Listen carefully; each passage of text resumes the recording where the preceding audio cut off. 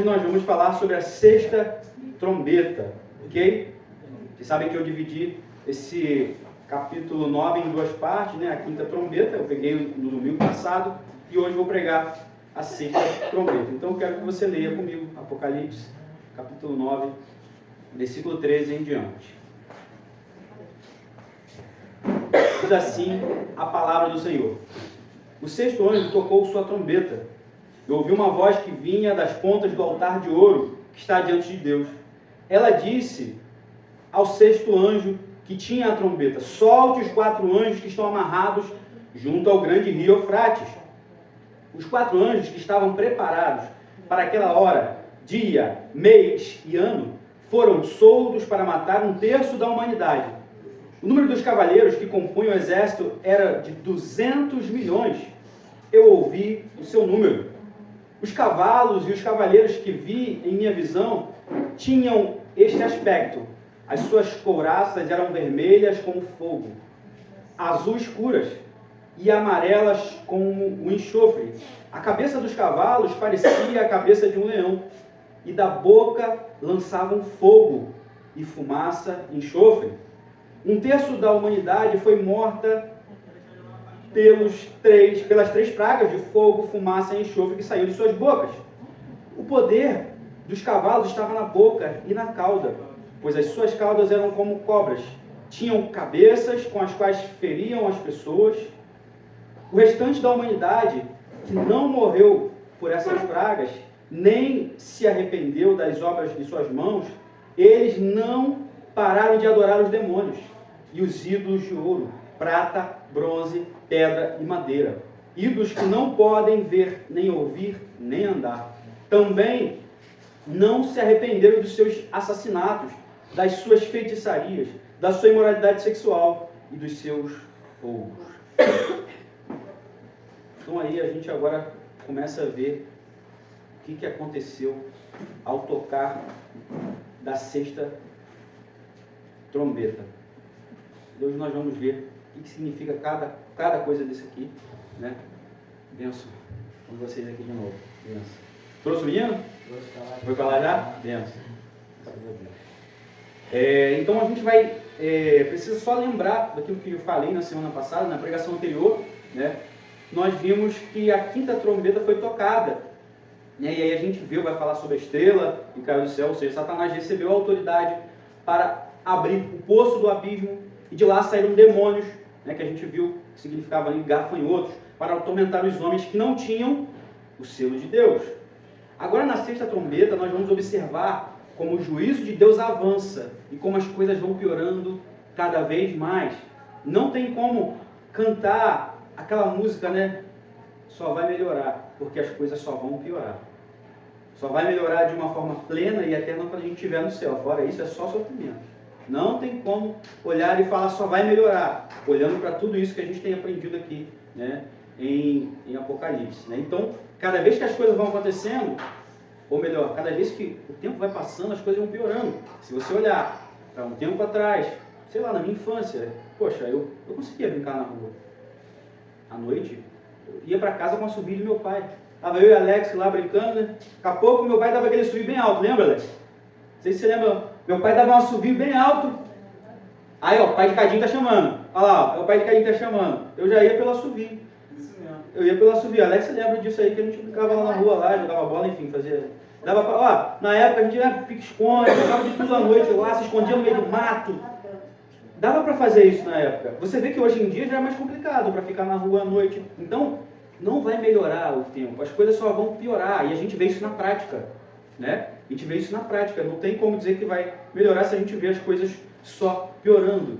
E aí a gente viu, né, o terror que vai ser quando esses demônios forem soltos, né, dá uma aparência ali, João vê como se fossem gafanhotos, e a representação ali dos gafanhotos é aquele destruidor. Né, quando vem, né, aquele monte de gafanhoto para uma colheita, o que ele faz com a colheita? Destrói tudo. Então está querendo mostrar o terror que será quando esses demônios forem soltos, a destruição que eles vão trazer. Isso acontecerá no som da quinta trombeta. Hoje nós vamos ver que as coisas vão piorar mais, né? Os demônios que foram soltos ali através da quinta trombeta, a eles foi dado o poder de atormentar aqueles que não têm o selo de Deus, aqueles que não foram selados por Deus. E agora, na sexta trombeta, nós vamos ver que a esses demônios da sexta trombeta, a eles foi dado o poder de matar aqueles que não têm o selo de Deus. E a gente vai caminhar um pouco nisso essa noite aqui, tá? Toda essa série está lá no YouTube. Você pode... Essa manhã, né? Perdão. Essa manhã. É o costume, isso aí. Nessa manhã, né? Então, toda essa série está lá no YouTube. Você pode acompanhar tudo desde o início, assistir tudo desde o início. Eu estou vendo lá que as pessoas estão assistindo. O último vídeo que eu postei, já tinha 9 visualizações rapidinho. Eu falei, tem gente assistindo. Estão acompanhando aí. Não sei se é daqui da igreja, mas tem gente assistindo. Uma pessoa eu sei que é minha mãe. Ela sempre assiste. Ela já vai lá e assiste. Já direto ela fala que assiste. Né? Mas vamos lá. Então nós vamos hoje começar aqui no versículo 13. E diz assim no versículo 13 de Apocalipse 9. O sexto anjo tocou a sua trombeta e ouviu uma voz que vinha das pontas do altar de ouro que está diante de Deus. Então a gente vê aqui uma voz, né? João falando que ele ouviu uma voz que saía do trono, né? da ponta do altar. E que voz é essa? Que voz é essa que está saindo, que João está ouvindo? A gente vai lembrar que lá em Apocalipse 6, de 9 a 11, vai dizer assim, ó, Apocalipse 6, de 9 a 11. Quando ele abriu o quinto selo, vi debaixo do altar as almas daqueles que haviam sido mortos por causa da palavra de Deus, do testemunho que deram. Aí olha o que esses que estavam lá mortos falavam. Eles clamavam em alta voz: até quando, ó soberano santo e verdadeiro, esperas para julgar os habitantes da terra e vingar o nosso sangue? Então que voz é essa que João está falando que ouviu aqui? A voz dos santos, daqueles que foram mortos, que clamavam. Ouviu essa voz. E essa voz é que chama a Deus para que haja justiça. Até quando, Senhor? Até quando? Né? É um clamor em alta voz. Até quando, ó soberano e verdadeiro, espera para julgar os habitantes da terra e vingar o nosso sangue? Se você pensar bem, né, as pessoas foram perseguidas por outras pessoas. Pessoas que não creram em Jesus. Pelo contrário, perseguiram a Jesus e perseguiram, né, aqueles que seguiam a Jesus e mataram aqueles que seguiam a Jesus. Né? A gente vai ler na história pessoas sendo decapitadas, pessoas sendo mortas de todas as maneiras possíveis, sendo jogadas em covas de leões, sendo comidas pelos leões, pessoas sendo enforcadas, pessoas sendo afogadas, pessoas sendo colocadas na cidade como tocha viva, né, ali por Nero, que iluminou toda a cidade durante a noite, colocando as pessoas ali como tochas. Né?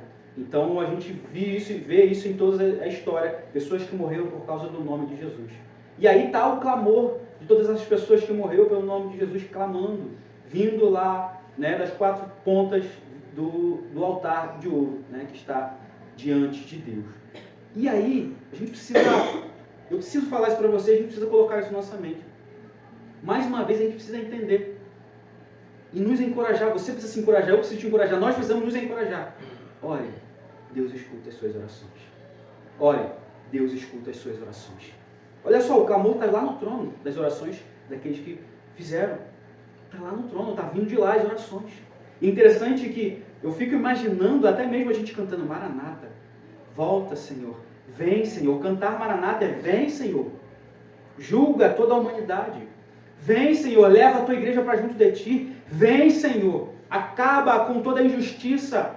Vem, Senhor, nos livra de todo mal, acaba com toda maldade, com toda doença. Maranata, vem, Senhor, a igreja reunida canta. Vem, Senhor, socorre-nos. Acaba com tudo isso. Esperamos pelo dia que será para sempre, né? A canção que a gente canta aí, o dia que será para sempre. Porque aí, o dia que será para sempre vai ser a felicidade eterna. Nós cantamos isso, nós lemos isso, nós pedimos a Deus. Maranata, ora, vem, Senhor. Ora, vem, Senhor. É o canto de livramento. Né? E é interessante olhar para a história que lá no Êxodo, né, Êxodo 3:7, você não precisa abrir, você pode só ouvir aí. Êxodo 3:7 vai dizer, né, que Deus responde a oração, né, dos filhos deles que estavam lá no Egito. Aí vai dizer assim, Êxodo 3, de 7 a 8. Disse o Senhor: de fato tenho visto a opressão sobre o meu povo no Egito, e também tenho escutado o seu clamor, por causa dos seus feitos e do quanto eles estão sofrendo. Peraí que eu pulei aqui. Por isso desci para livrá-los das mãos dos egípcios. E aí você vê que Deus foi de encontro à oração que estava sendo do clamor, do pedido que estava acontecendo naquele lugar. E meu irmão, minha irmã, não vai ser diferente nos últimos dias e não é diferente hoje. Deus ouve a sua oração, Deus ouve o seu clamor. Não pare de clamar. Porque se a gente não ora, a gente está mostrando que a gente não quer que o nosso Deus possa nos responder. É a nossa maneira de dizer isso. A gente está dizendo para Deus, se eu não oro, é porque eu não acredito que Ele vai me responder.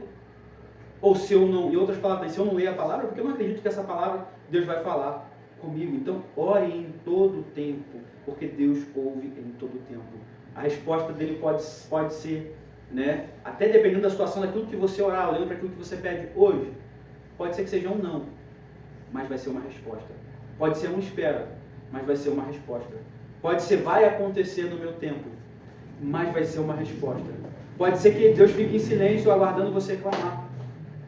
Não foi isso que aconteceu lá. Na verdade, Deus não ficou em silêncio, olhando lá, né, para quando Daniel ora e só vem a resposta 21 dias. Deus não ficou em silêncio. Na verdade, o texto vai dizer que Deus enviou a resposta no exato momento que Daniel faz o clamor. Mas existiam principados e potestades que seguraram os anjos que vieram para trazer a resposta. Aí você vai pensar, poxa, mas Deus não é poderoso? Como assim? Deus deixou aqueles principados e potestades, aqueles demônios, aqueles anjos ali caídos na terra, segurar os anjos de Deus para que trouxesse a resposta para Daniel? Não é isso. Tudo acontece mediante a permissão de Deus. Deus permitiu com que aqueles anjos ali caídos retessem o anjo que traria a resposta para Daniel, para que Daniel continuasse perseverando e orando. E o nome de Deus fosse glorificado na perseverança de Daniel. Glória a Deus.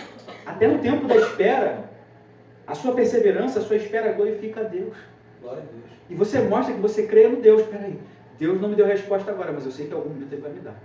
Deus não falou agora, mas eu sei que Ele vai falar, mesmo que seja um não. E você espera, e você confia, Aleluia. e você caminha. Esperar é caminhar. Também você não vai ficar deitado dentro de casa parado. Você vai caminhar.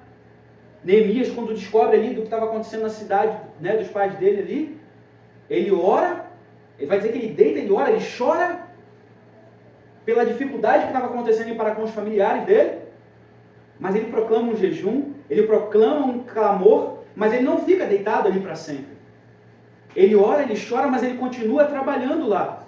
Continua trabalhando. Esperar é caminhar. É ouvir a voz de Deus e fazer aqueles exemplos que a gente vê na Bíblia. Então, meu irmão, enquanto você ora, enquanto você espera, você caminha. Você caminha. Você faz a obra, você trabalha, você cuida dos seus filhos. Você cuida da tua casa. Você cuida da tua esposa, você cuida da tua família. Glória a Deus. Esperar não é ficar deitado. Esperar é continuar caminhando, fazendo a vontade de Deus, sabendo que no tempo certo, na hora certa, Ele vai responder, mesmo que seja com não. Mas nós sabemos, olhando para esse clamor agora, voltando para o texto, nós sabemos que o dia já está marcado, a gente já leu isso aqui no texto, o dia da vida do Senhor, vai resgatar a tua igreja. E essa é certa, e essa é a esperança, não é a esperança de uma coisa que não vai acontecer, é uma esperança, na Bíblia é chamada esperança certeza daquilo que vai acontecer. Glória a Deus. Então continue orando a Deus, clamando, continue orando, porque Ele em breve vai vir buscar a tua igreja e com Ele a tua igreja vai reinar para sempre. Né? O resultado da oração dos santos ali, eu não vou ler, mas a gente viu lá no capítulo 6 ainda, do 12 a 17, o juízo de Deus. Qual é o resultado? O julgamento de Deus sobre todos aqueles que perseguiram a igreja. O julgamento de Deus sobre todos aqueles que não servem a Deus. Inclusive, a gente vai ver ali depois o julgamento dos anjos caídos junto com o diabo. Né? De todos esses. Não pense, né, aquela história errada que ensinam, que falam, talvez ensinaram para vocês, que o diabo é rei lá no inferno, não. Não pense isso não. Porque se ele está lá, foi Jesus que colocou ele lá. E Jesus é que tem a chave do inferno. Não é ele que vem por conta própria, a gente leu aqui, vai lá e solta os demônios. Não. Deus é que dá autoridade para que ele possa soltar. Às vezes eu vejo as pessoas falando como se o diabo fosse algo super poderoso e que controla tudo. Não, Deus continua no trono, a gente já leu isso aqui. Controlando toda a história, controlando a minha e a sua vida. Você não está à mercê do acaso. Você não está à mercê daquilo que acontece no mundo, não. A sua vida é controlada por Deus. Aleluia. Você vê, né? Um artista vai cantar por aí, o acaso vai me proteger enquanto eu andar distraído. a gente encontra até uma certa verdade nessa frase, porque na verdade não é o acaso que nos protege. Na verdade, quando a gente, volta a nossa atenção para Deus, a gente vê que não é o acaso que nos protege, é Deus que nos protege. Mas enquanto você andar distraído pelas filosofias mundanas, você vai achar que é o acaso, que é sorte. Não existe acaso para mim, para você, para quem serve a Deus. Existe as mãos de Deus, a proteção dele sobre mim e a sua vida. É Deus cuidando de cada um de nós. É Deus cuidando de cada um de nós. Então, essa oração dos santos ali, a gente já viu aqui que depois vai subir a Deus como incenso, ou seja, Deus recebendo essa oração. E logo depois vindo todo o juízo que virá, ou seja, Deus ouviu as orações e está, vamos dizer assim, as orações estavam como se fosse algo que estava desencadeando tudo aquilo que viria. Deus ouviu as orações e agora está respondendo às orações com o juízo dele para poder vingar o povo dele. Jesus fala, ou melhor, Deus vai falar lá, através da palavra dele lá, se eu não me engano, em Romanos, para a gente não se vingar. Deus vai dizer, minha pertence a vingança. Não se vingue de ninguém, não faça justiça com as próprias mãos. Deixa que Deus faça a justiça dele. A justiça dele é perfeita, a nossa não. O profeta vai chamar a nossa justiça, o nosso senso de justiça, como trapo de imundícia. O que é trapo de imundícia? Lençol que se enrolava os leprosos, e saía todo aquele pus, arrancava e jogava no fogo. Ou também, em outra interpretação, o absorvente da mulher na época. Trapo de imundícia. Só serve para ser jogado no fogo, só serve para ser jogado fora. Aí vai dizer que Deus compara nosso senso de justiça própria como trapo de imundícia, ou seja, só serve para ser jogado no fogo. Mas Deus julga da maneira correta. Julga conforme a reta justiça. Vamos para o versículo 14. Vamos lá. Versículo 14 do capítulo 9 diz: Ela quem? A voz.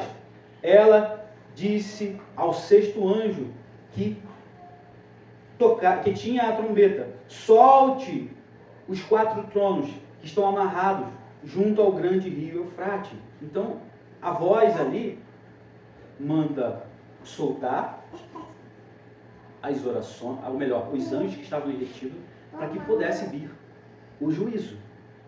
Houve um clamor da voz, e agora houve uma ordem: solte. É como se Deus pegasse ali do céu e falasse: que seja conforme a voz dos meus servos estão clamando, que haja o juízo para poder vingar todo o meu povo que foi martirizado. Glórias a Deus por isso. Então o anjo soltou os 4 anjos que estavam presos ali ao grande rio Eufrates. A palavra anjo significa ali anjos caídos ou demônios, pois nas escrituras os anjos de Deus nunca estão presos. Esses que estão presos são os anjos caídos, que caíram junto com o diabo, do céu. O rio Eufrates ali pode significar fronteiras da onde veio os inimigos de Israel, ou seja, lugar geográfico onde tinha as divisões ali, nas fronteiras. Todo país tem uma fronteira, Então esse rio Eufrates pode ser o lugar da onde veio os inimigos. E aí a gente vai ver esses inimigos aqui como esses demônios que vão ser soltos, Versículo 15 diz assim: os 4 anjos que estavam preparados para aquela hora, dia, mês, ano, foram soltos para matar 1/3 da humanidade. Então esses 4 demônios ou anjos aqui, caídos, não identificados, seriam anjos destruidores, para matar aqueles que não tinham o selo de Deus. Eles estavam retidos por Deus e seriam liberados em um momento específico, fazendo somente o que Deus lhe permitisse que fizesse. Eles estavam preparados para esse momento. Meu irmão, minha irmã, nada foge à programação de Deus. Nada foge. Nada é acidental relacionado àquilo que Deus projetou, planejou e disse que vai acontecer. Deus já determinou o dia, a hora e o mês que essas coisas vão acontecer. Ele sabe, ninguém sabe, mas Ele sabe qual o dia que tudo isso vai acontecer. E todo o sofrimento, vamos dizer assim, essas coisas vão acontecendo ali para que chegue até o fim de tudo, na verdade, Isso aqui são as coisas que estão acontecendo.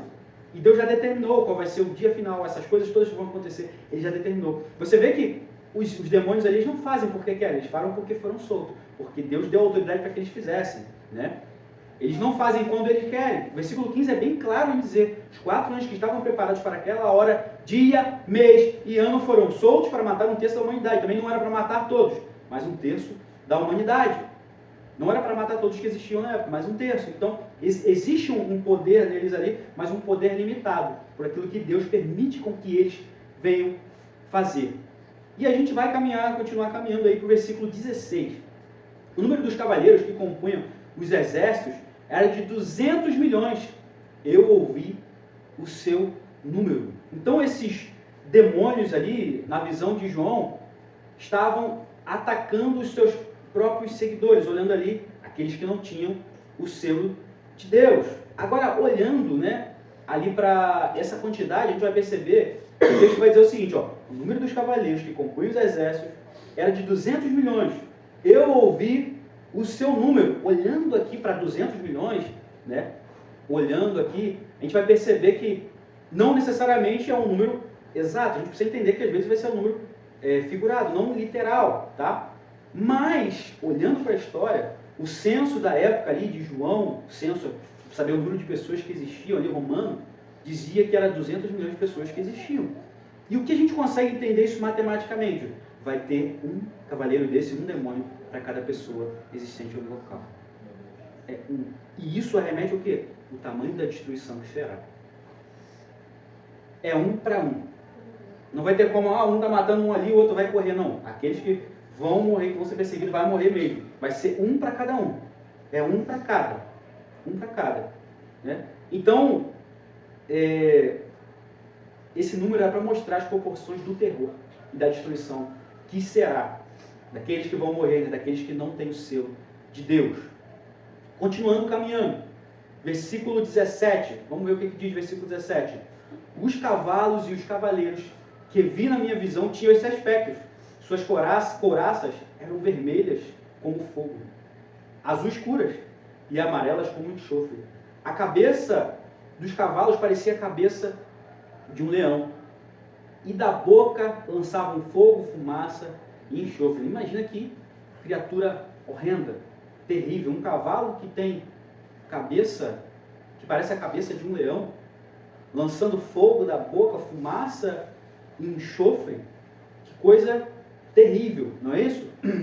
Aí vai dizer que o poder mortal desses cavalos, vamos dizer assim, esses cavaleiros, desses cavalos, está na boca e na cauda, não em suas pernas. De sua boca saem fogo, fumaça e enxofre. Isso nos lembra de um vulcão, lembra um vulcão? Pensando em fumaça, enxofre e fogo, não é isso? Mas também nos lembra do poder infernal.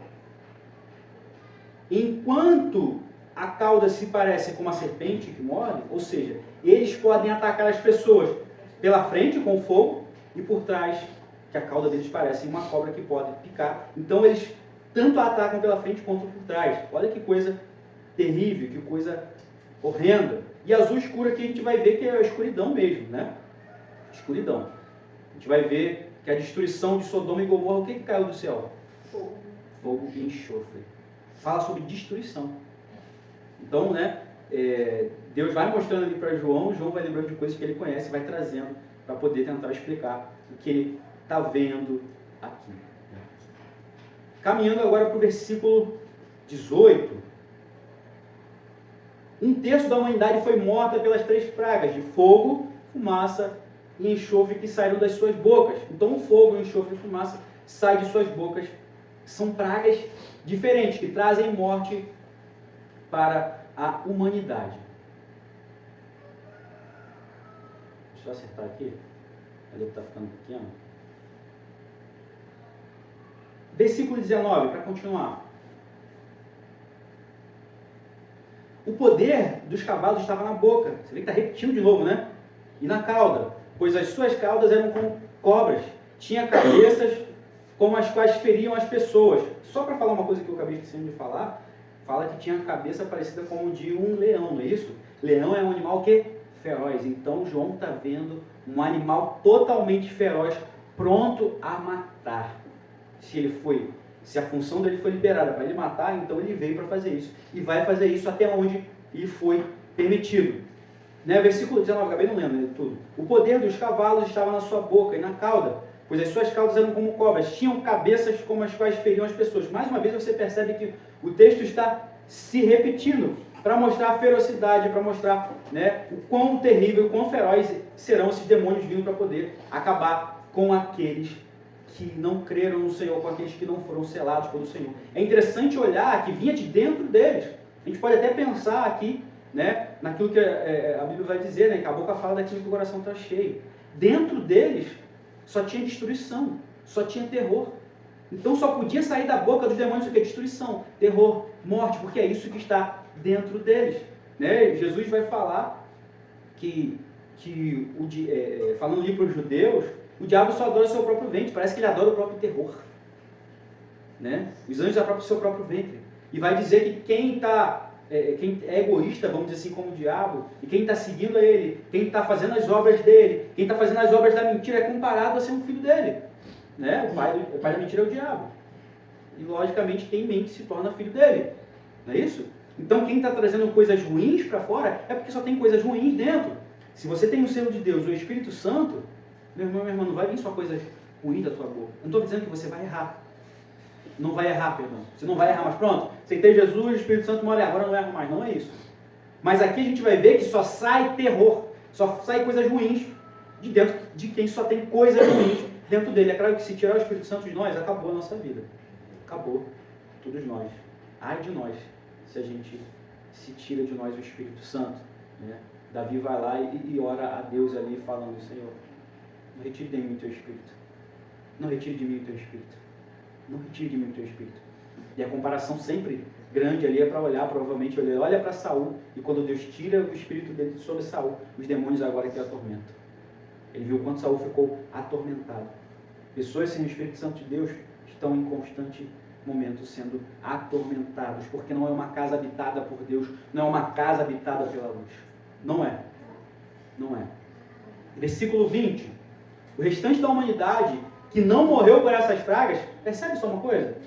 Você percebe que ainda houve uma chance ali. Mesmo vindo essas pragas, teve gente que não morreu, não foi só os selados.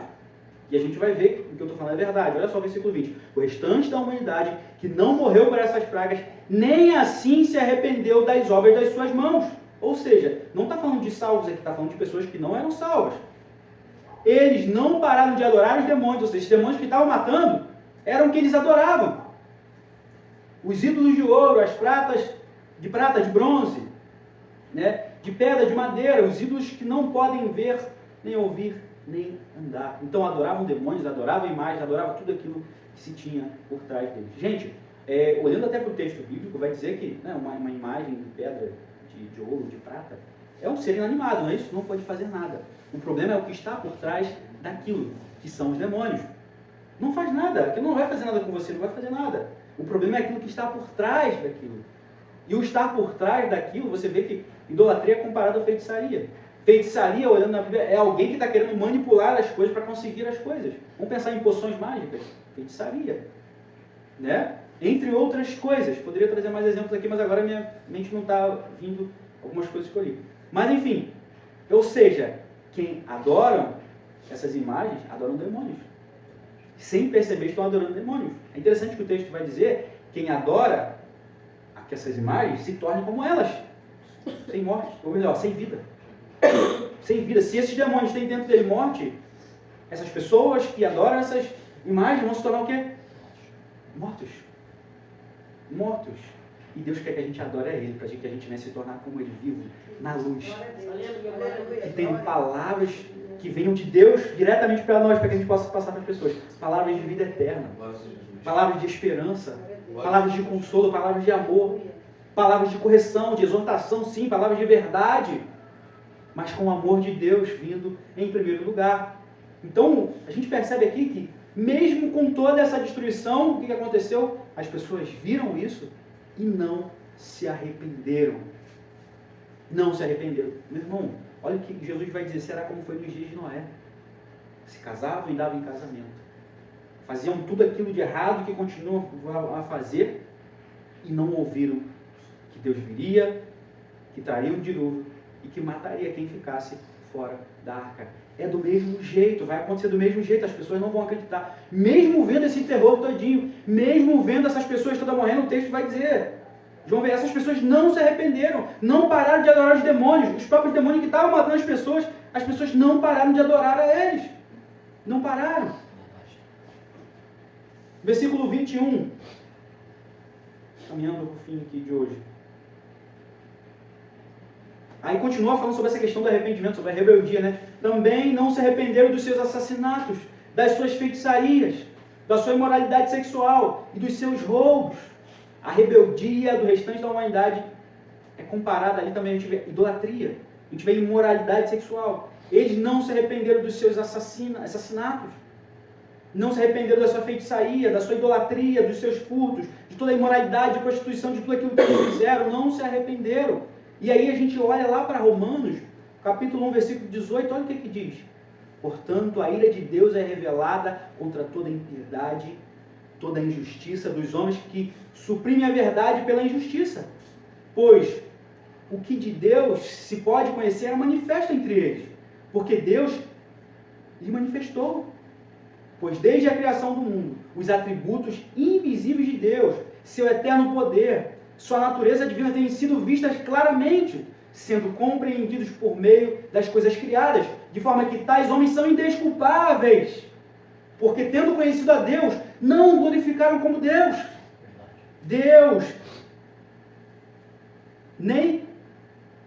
Não o glorificaram como Deus, nem lhe renderam graças. Mas os seus pensamentos tornaram-se o quê? Fúteis. E os seus corações insensatos se obscureceram. Dizendo-se sábios, tornaram-se loucos. Trocaram a glória do Deus imortal por imagens feitas segundo a semelhança do homem mortal, bem como de pássaros, quadrúpedes e répteis.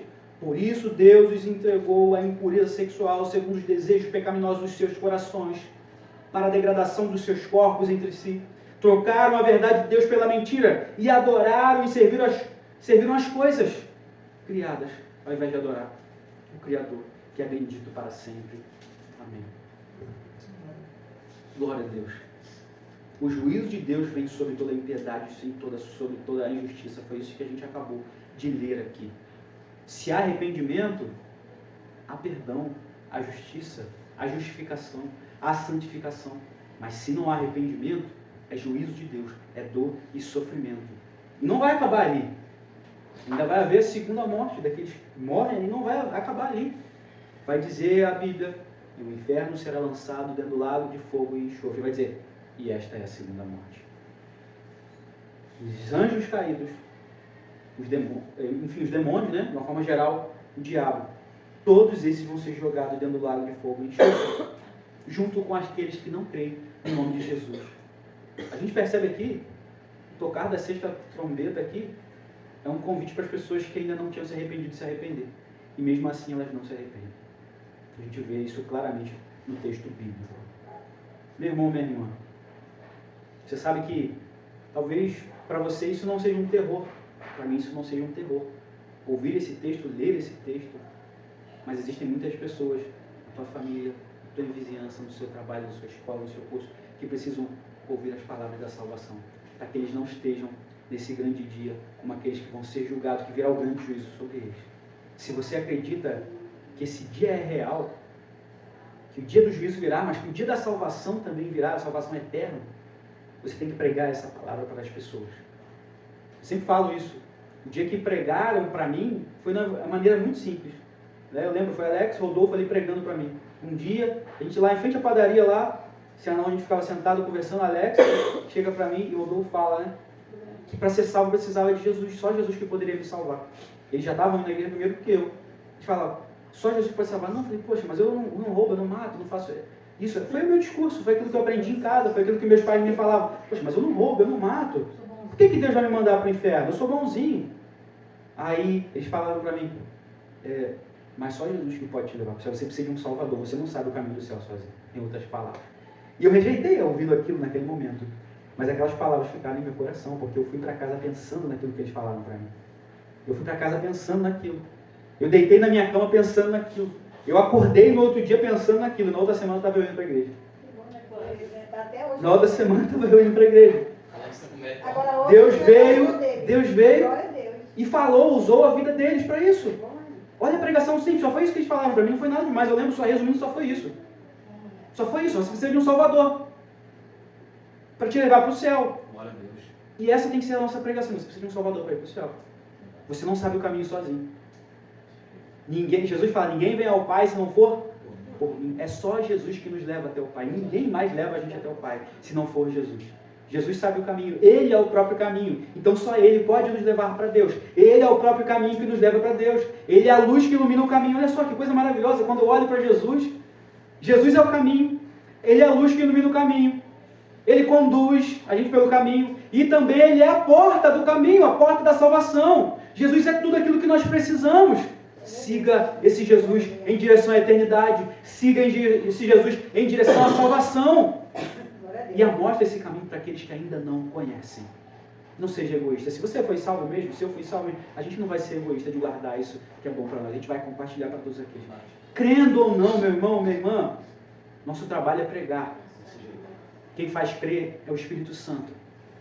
Nosso trabalho como semeador, olhando para a parábola do semeador, é semear. A gente não sabe quem é terra boa, mas Deus sabe. Vai ter terras pedregosas entre o caminho, à beira do caminho, entre os espinhos, mas vai dizer que o semeador, no meio da sua sementeira, no meio de semear, ele joga a semente que vai cair em terra boa. A semente é a palavra de Deus. Os tipos de terra são corações, são pessoas. A semente é sempre boa, mas talvez vai cair em coração que não quer receber a palavra. Você percebe aqui essas pessoas que estavam lá vendo a destruição que os demônios estavam trazendo, era tão más, tão ruins, que mesmo mediante a destruição não quiseram. E é assim hoje também, você vai pregar, vai ter pessoas que não vão querer. Mas você está fazendo o seu papel e continua orando para essas pessoas. A gente sabe que não existe pessoas que estejam a uma profundidade tão grande, uma escuridão tão grande que Deus não possa tirá-las de lá. Né? Deus pode trazer essas pessoas. Talvez que você pensou em pessoas aí agora, na sua casa, na sua família. Ore e continue orando por elas e pregando para elas. E continue caminhando, esperando a vinda de Deus e caminhando, porque esperar é caminhar. Continue caminhando, em nome de Jesus. Aplauda o Senhor nesse momento. Glória ao nome de Jesus. Maravilha, poder mais uma vez sair daqui com a nossa alma regozijando, cantando.